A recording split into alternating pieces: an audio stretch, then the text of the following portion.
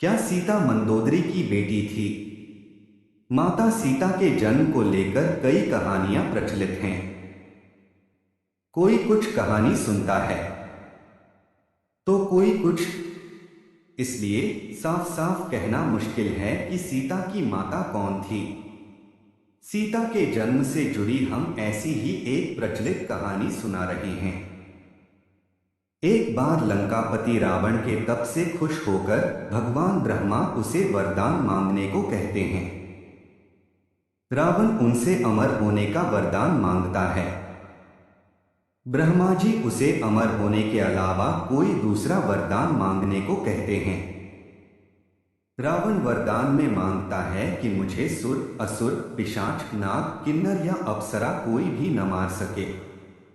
रावण मनुष्य द्वारा न मारे जाने के बारे में नहीं बोलता है, क्योंकि वह मनुष्य को तिनके के समान समझता था। वरदान पाने के बाद रावण हर तरफ तबाही मचाना शुरू कर देता है। एक दिन वह दंडकारण्य नामक जगह पहुंचता है, जहां ऋषिमुनियों का निवास था। रावण को ऋषिमुनियों को मारना उचित नहीं लगा, लेकिन वो उन ऋषिमुनियों के रक्त को एक कमंडल में भरकर साथ ले जाता है। वह कमंडल गृत्समद ऋषि का था, जो पुत्री की लालसा में माता लक्ष्मी से प्रार्थना करते थे कि वह उनके घर पुत्री के रूप में जन्म ले। इसके लिए गृत्समद ऋषि रोजाना पूजा पाठ के दौरान पवित्र मंत्र पढ़कर दूध की कुछ बूंदें कमंडल में डाला करते थे, जिसमें रावण रक्त भरकर अपने साथ ले गया था। रावण कमंडल को लंका ले गया और वह पहुंचकर कमंडल अपनी पत्नी मंदोदरी को देकर कहता है, यह विषैले रक्त से भरा है, इसे संभाल कर रखना और किसी को मत देना। कुछ दिन बाद विहार के लिए रावण किसी पर्वत पर चला जाता है। मंदोदरी को इस तरह रावण का जाना अच्छा नहीं लगता है। वो मृत्यु प्राप्त करने के लिए कमंडल में भरे विष का पान कर लेती है।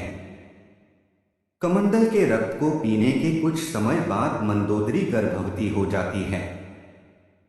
गर्भवती होने के बाद मंदोदरी घबरा जाती है कि महल में मौजूद अन्य लोग उसके बारे में क्या सोचेंगे। फिर मंदोदरी तीर्थ यात्रा का नाम लेकर कुरुक्षेत्र चली जाती है। वहां मंदोदरी एक बच्ची को जन्म देती है, लेकिन लोकलाज के चलते वो उसे एक कलश में रखकर जमीन में दफना देती है। कुछ दिनों बाद राजा जनक भी कुरुक्षेत्र जाते हैं। जब वह जमीन में हल चलाते हैं तो उन्हें वहां कलश मिलता है, जिसमें मंदोदरी ने बच्ची को रखा था। बच्ची को कलश से निकालते ही आसमान से फूलों की वर्षा होने लगती है और साथ में आकाशवाणी भी होती है। आकाशवाणी में राजा जनक द्वारा उस कन्या के लालन पालन की बात कही जाती है। हल के सीध से टकराने की वजह से कलश मिला था, इसलिए राजा जनक ने कन्या का नाम सीता रखा।